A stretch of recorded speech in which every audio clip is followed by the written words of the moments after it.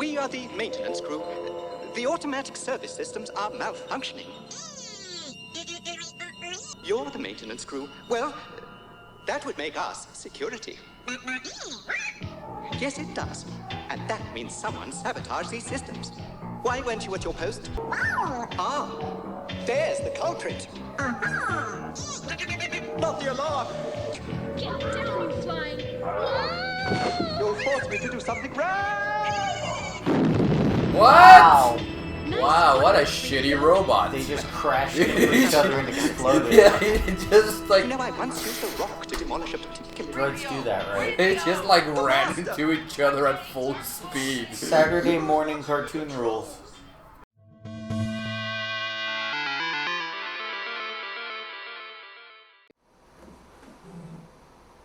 So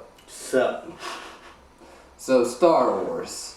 What can one say about Star Wars? It's like it's everywhere. It's everywhere. It has always. Have you been outside lately? Yep. Star Wars. After Return of the Jedi, it looked like Star Wars might be done. That was the last. It's done. It's all gone, done. And some people at Lucasfilm were like, well, before it completely fades out, we should put out a, maybe like a cartoon, one last thing to capitalize on the success of this.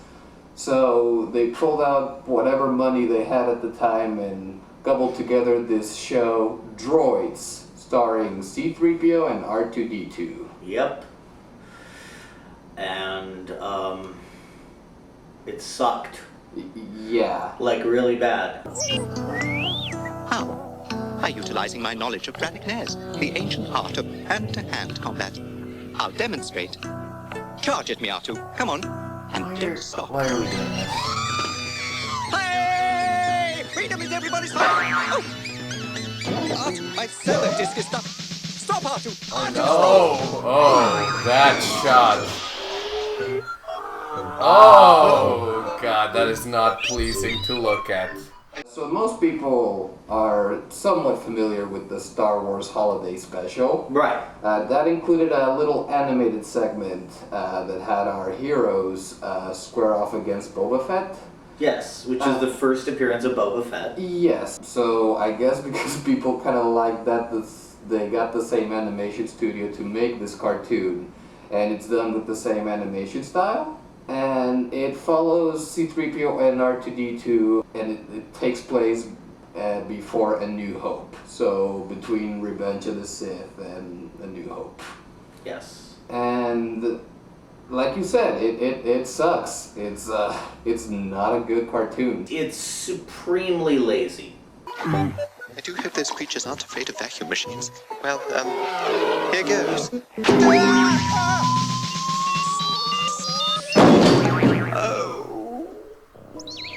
That would have been a funny gag, maybe, if we could see it. Yeah. They gotta execute him as cheaply as possible. The cartoon literally just went, trust me, C-3PO bumped his head, and it was really wacky. I mean, okay, in the beginning it's just generic lazy, like, it's Star Wars, we start in space, we go to a desert planet, C-3PO and R2-D2 have crashed in a pod, and they're going through a techno junkyard. Right after, they are picked up by these two guys named Jord Dusat and Thal Jobin. Can we just call them, like, not Luke and Fat Guy? Well, there's Lon, who is like Luke Skywalker and Han Solo combined with a terrible mohawk. Right. And there's the other guy, who's a funny fat guy. Yeah. The point of them is that they are, like, racers. Yeah, they like racing. Yeah, and they want to go to a planet to take part on a race. There's this gang, the From gang. The From gang. They're like a mafia family, like a space mafia family. And there's this, guy, his name is Tig From. And there's his dad, Size From, who's, I guess, like a legendary gangster. Right. And Tig wants to live up to his dad, but he's not able to, and that frustrates him. There's it's very deep. The only problem is that every scene with these characters is awful and goes on forever, and it's super talky, and it's just a pain to sit through. And it amounts to nothing. Now, Now, because of your bungling, the other gangs may find out about our secret base. Then they will unite and destroy me. But they won't touch you. No? Why not? Because I'll beat them to you, that's why. Relax, Pop. You're 900 years old. It's not good for you. My spies tell me the two who infiltrated our secret base are here on Idaho. With God, these scenes go on for so long. Keep them quiet, Father, and we'll secure our future as the most powerful gang in the stars system. Now it's up to me to deal with them. They're like a space mafia. I get it. Yeah. And Vlix knows what to do. You have no reason given it any time to care about any of these characters. They just show up and do things and talk a lot. You mean like the girl, Kia? Kia. She's dressed up kind of like Leia in Return of the Jedi. Except she's got a thing on her head. Well, she has a butt head. She has a butt on her head. I thought it looked more like a taco, but yeah, it looks kind of like a butt. It's weird. Star Wars is very known for its music. The John Williams score, or the other shows like the Clone Wars show, have like a score that is supposed to sound like it. This has nothing like that. This has like the cheapest like synth sounds, just ding ding ding. Here we go. Hang on.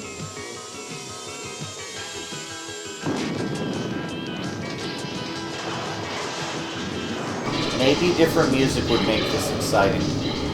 Yeah, Star Wars music.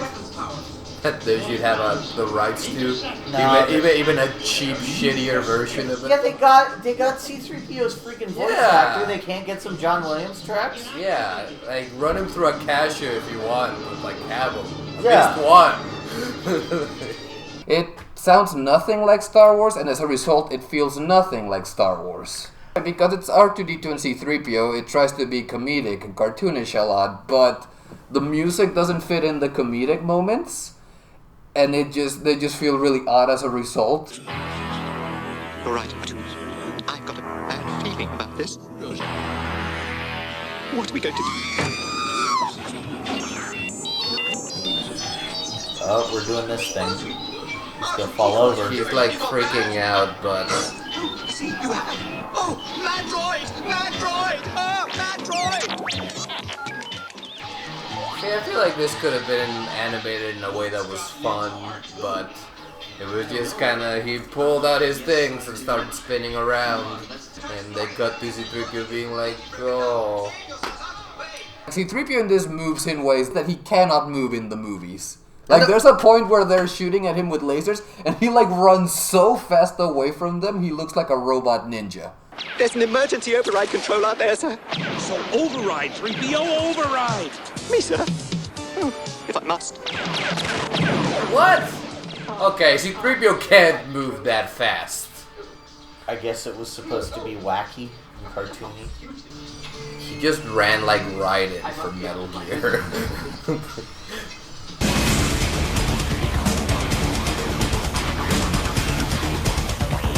We've talked plenty about how all the characters are boring and dull and we don't care about them. But I guess C-3PO is C-3PO. He's voiced by Anthony Daniels from the movies. But R2-D2 is himself. Yeah, R2-D2's credited as himself, even though in my mind I'm just thinking Kenny Baker was in the R2-D2 costume in the voice booth. Yeah, making the beeps. Yeah, making the beeps. No one escapes me. I have someone on the job. Just remember. After this, we are severed size from. After this, Okay, so they're sending Boba Fett on them. Hopefully this won't be horribly disappointing. I mean, when has Boba Fett disappointed someone? Like every time he's ever appeared, ever, in anything. Let's back up here a bit. Okay, it's like, alright, we don't want the guys to win the race, so we're going to put a bomb in their speeder. Good, great, it'll blow up when they're in the race. Then they hire Boba Fett to go after the guys as well, and they don't tell him about the bomb. They never tell him about the bomb, they never coordinate. Suddenly he's in the race. We don't see him enter the race or anything. He's just there in the race. Well, he just they run away from him and he chases them into the race. And if he had just left them alone, the bomb would have blown up and killed them and everything would have worked fine. Yeah, but why do they get Boba Fett involved? I don't know. He chases after them, he shoots them with lasers, and then he does a tractor beam thing, and R2-D2 squirts the bomb with water, soapy water, and it flies out into the tractor beam, and Boba Fett explodes and gets fucking killed. No, he doesn't. No, he's okay afterwards, but it looks like it. His ship, no, he jumps out of it. Oh, does he? Yes, he does. The story concludes because, they won the race, so they get a job at this, space corporation. Right. Well, the gang is going off to their new jobs, but they realize that if they take the jobs, C-3PO and R2-D2 are going to have their memories wiped out. Right, yeah. So they decide that they're not going to take the jobs, and then R2-D2 hears this, and he's like, well, fuck it, I'm out of here. I'm done with these characters. They're so boring. I'm going to leave. Are you coming with me, C-3PO? And C-3PO's like, I guess. And they leave without telling anyone anything. That episode just ends with them in a tube in space, just floating somewhere to their next adventure. And they'll never see those boring-ass characters ever again. Whatever their names were. Yeah, who cares? Well, of course I'm concerned for your well-being, but more than that, I don't think you're capable. It takes a certain sophistication, a subtle turn of the wrist, a delicate command of the controller, a certain balance. You see, racing is dangerous even when you're not in a speeder. Is that a joke? Alfredo, would you recommend people actually go and bother to watch Star Wars Droids? No. This was really boring. It was really dull. Didn't feel like Star Wars. Every episode felt like an hour long, even though they're a third of the length. What about you, Roman? Same. I hated this stupid piece of shit. It was lazy and cynical, and it actually made me mad because it felt like I was being scammed. It's like, they straight up went, it's Star Wars, we got the logo, we got the droids, whatever, do some space stuff. No. Don't watch this. Don't watch this. We hate droids. This thing is hot. Yeah, can you even... Yeah. Could you even see through that? No. Oh, man, my face is so sweaty. Goodbye. Bye.